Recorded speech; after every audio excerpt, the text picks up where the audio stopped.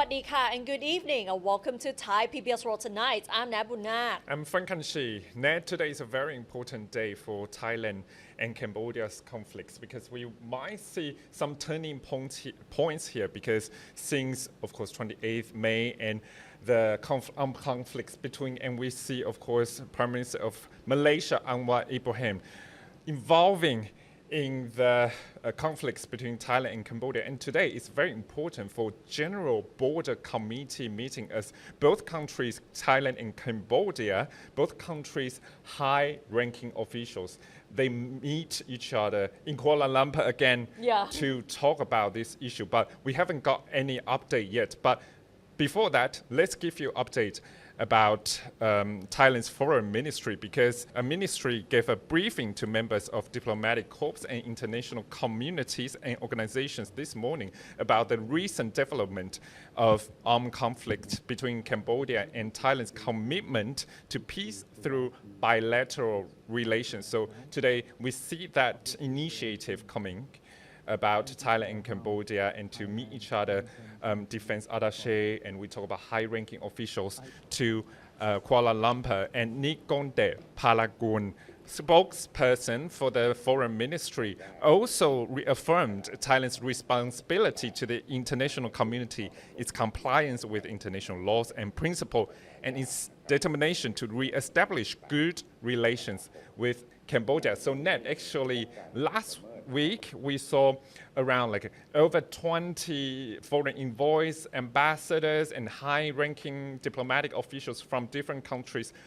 Actually, they went to the border with Cambodia to see what happened on the ground, what happened for the evacuation center, and everything there. So this time, I think Foreign Ministry of Thailand also reaffirmed that Thailand wants to follow and uphold that commitment to really lower the conflicts, lower the tension with Cambodia. And actually, Thailand also has clear proof that Cambodia started the attacks by the indiscriminate targeting of Thai civilians and public places such as a petrol station, convenience store, hospitals, schools, many casualties on the ground, injuries too.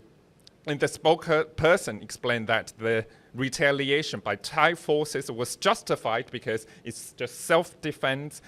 Cambodian troops attacked first. So he claimed that all Cambodia's allegation against Thailand from starting the armed conflicts and the attack on the Pravihan ancient temple, the intimidation of Cambodian migrant workers working in Thailand were unfounded. Ned. It's very important because actually both countries right now also blame on each other about who attacked first, who mistreated Thai workers in Cambodia or Cambodian workers in Thailand. And we have always been hearing things like who has fired first, whether Thailand has started first or Cambodia started first. It has always been a huge argument, especially on social media. And like you said, Frank, last week, Thailand has invited 20 ambassadors and foreign envoys to visit the border provinces, especially where the attacks took place.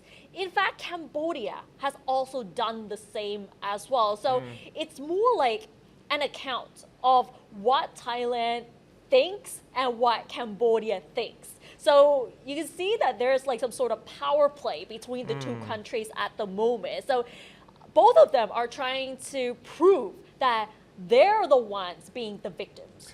I mean, misinformation, disinformation, everything. Actually, I think both countries really want to take the center stage on international stage there. But at this timing, I think everything has been extracted and taken back to GBC and actually in September, Joint Boundary Commission 2. So Ned, very important to see today how GBC could really give the outcome to the conflicts between two countries there, because right now this time, of course, it's not prime ministerial level, it's defense attaché and ministerial level too.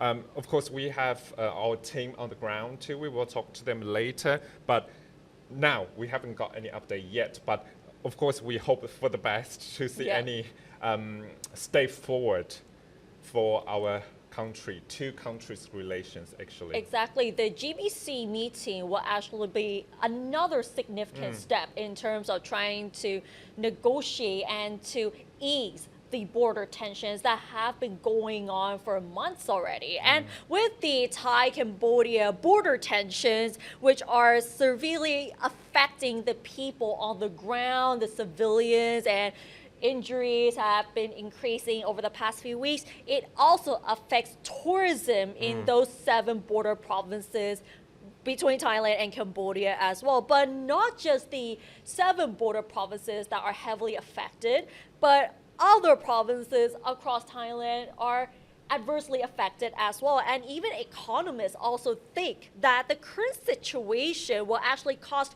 almost 3 billion baht per month in terms of the losses as well. So the border clashes between Thailand and Cambodia have, of course, affected tourism, especially in the 7 northeastern provinces bordering Cambodia, where many tourists have cancelled and postponed their trips. The Tourism Authority of Thailand has revealed that most tourists have cancelled their hotel bookings following the border clashes last week, particularly in provinces such as Ubon Ratchathani, Sa Kaeo, andศรีสะเกษ provinces. And there have been reports that many tour groups have cancelled their trips to these border provinces as well. But what's quite interesting is that the only customers right now are not tourists, but there are journalists and volunteers traveling to those provinces to donate the necessities for those affected by the border clashes. And moving on to other provinces like Surin, Chanthaburi, and Buriram provinces,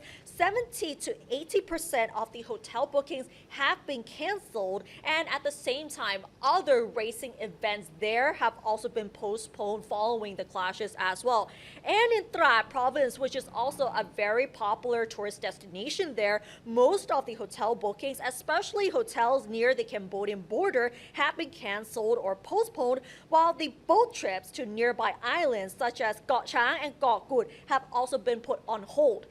Meanwhile, the TAT governor told reporters that it will assist travelers and tourism businesses affected by the border clashes. However, the TAT has also developed campaigns and activities to boost tourism during the second half of this year. As we have been aware of, is that the Thai government has been trying to push for soft power to boost tourism, but we have to admit that there have been several instances that have discouraged visitors from coming to Thailand, and the border tensions is actually just another one.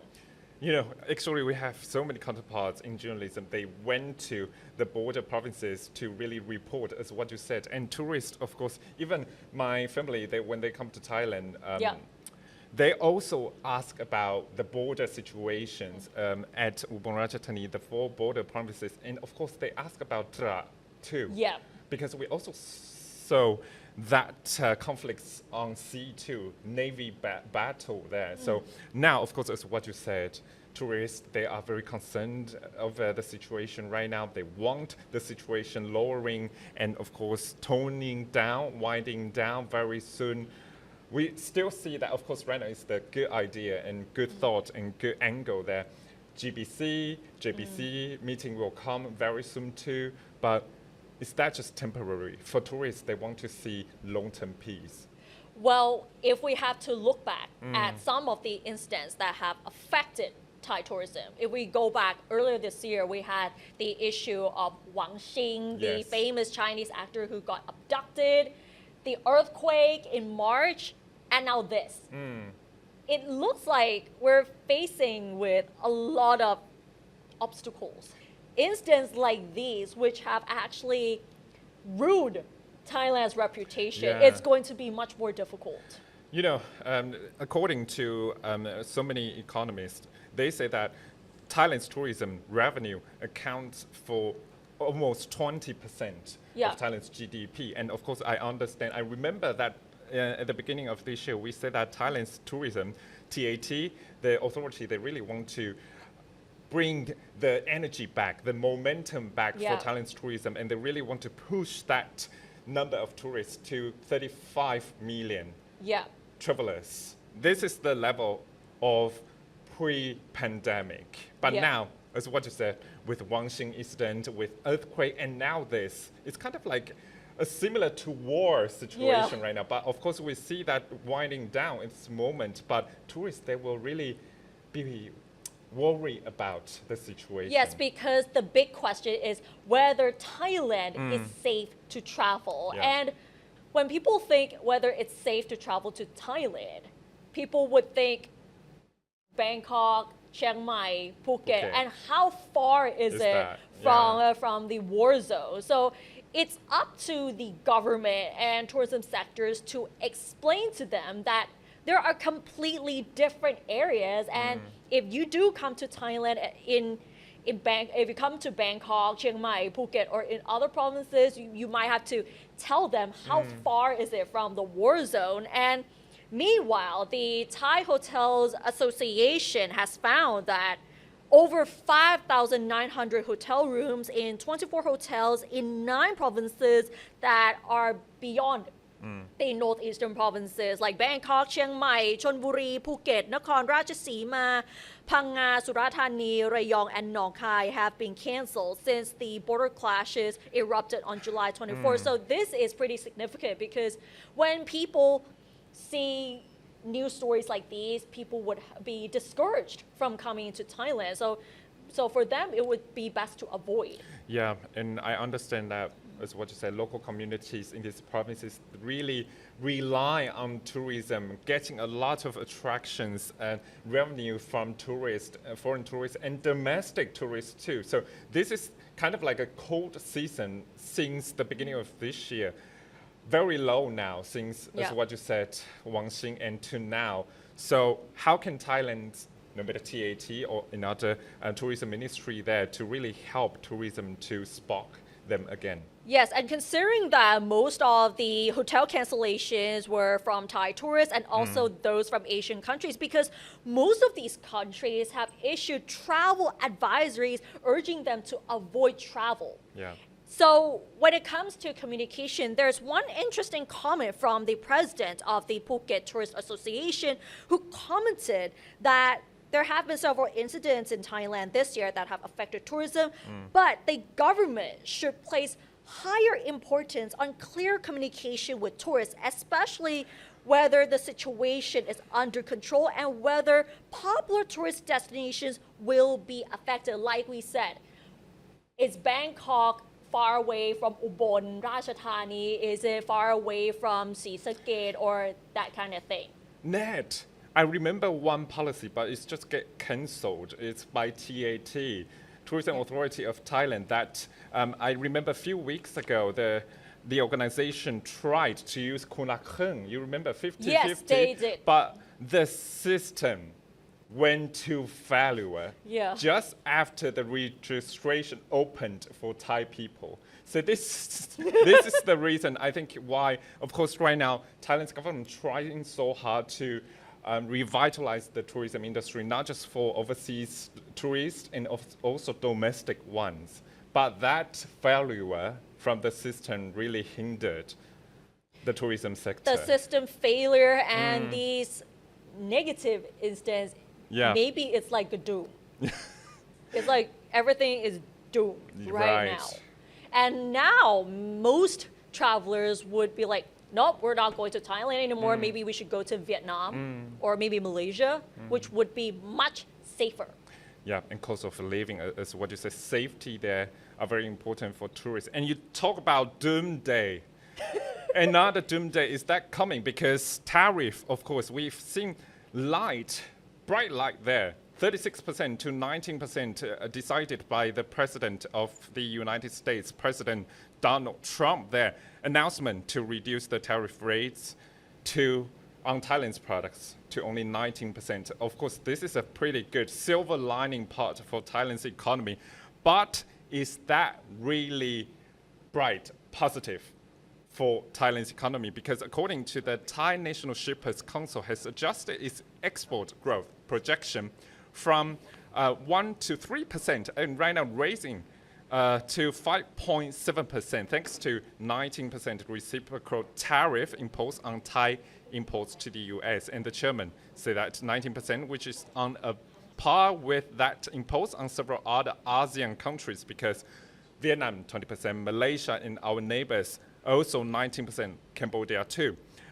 So it means that Thai products will still stay competitive in the US market, and this will help increase Thai exports this year by 5%. However, since the tariff burden will partially be borne by the US importers of Thai goods, they are expected to demand that Thai exporters share the tax burden by reducing their export prices net. So, of course, we might see export volume still decrease, still reduce, because of course 19% is still pretty high.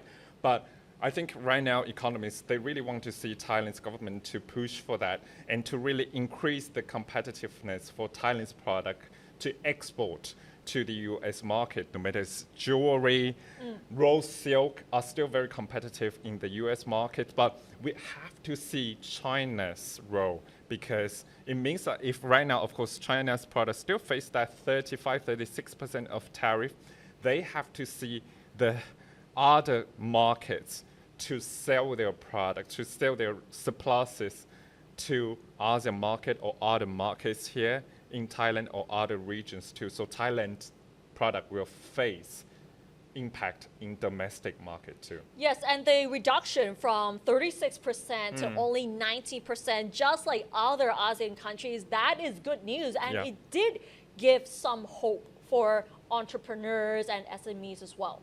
Yeah, but it means that, of course, according just the new report released by Gong Research Center there, that our export volumes might contract 7% this year. It's very huge. Exactly. Yeah, and we have to see other industries too, like rice, as what you said there. It's very important. And when we're talking about rice exports, we might used to think that Thailand is always on top, but unfortunately it's not like that anymore, because the top exporter of rice right now is actually India.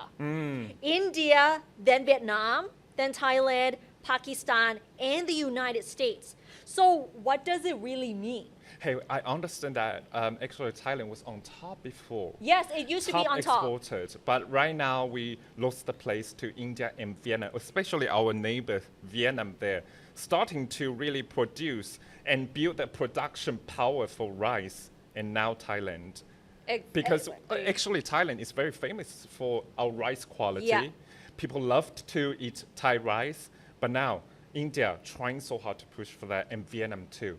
Yes, and Vietnam has actually outranked Thailand as the world's second largest rice exporter, especially during the first half of this year. And according to the president of the Thai Rice Exporters Association, he said that the value of Thai rice exports for the first 6 months of this year is estimated to be around 75 billion baht, and that's a decrease by 36.4% on the same period last year. And the association predicts that in July, Thailand is expected to have exported more than 600,000 tons of rice, because several countries like Iraq, China, Japan, and some African countries have increased their rice orders, but that may be because of the decreasing rice prices as well. And the rice prices are expected to continue to weaken due to a combination of supply increases among rice-producing countries and weakening demand, resulting in competitive price cutting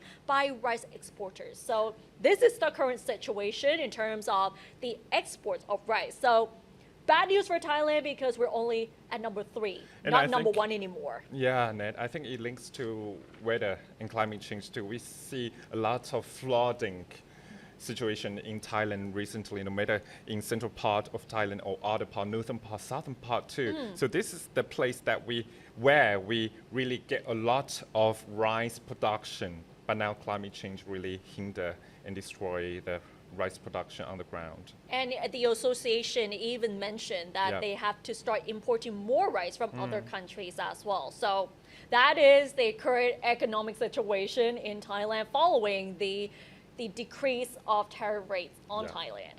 All right, and that's all for this edition of Thai PBS World Tonight. Join us every Monday and Tuesday at 6 p.m. on Thai PBS World's Facebook and YouTube Live. And don't forget to follow us on social media and our website, thaipbsworld.com, for all the latest stories and analyses about Thailand and the region. Thanks for watching, and we'll see you tomorrow. สวัสดีค่ะ สวัสดีครับ